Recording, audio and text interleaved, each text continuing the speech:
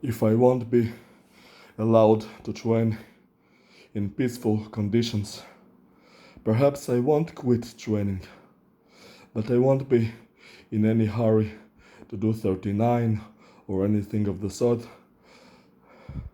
or 25. I will just stall.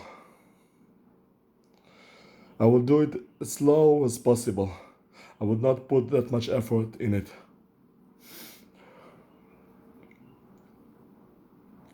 I will take as much as time as I want to progress slowly,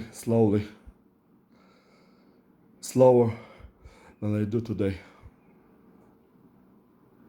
A man has to have his fun.